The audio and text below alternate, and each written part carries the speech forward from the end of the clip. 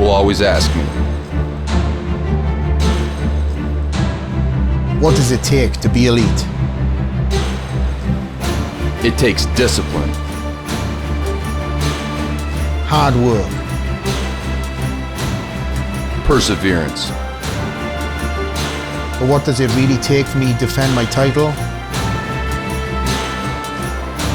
how do I really stay in shape for a 6-month season? You think it's just hardcore training?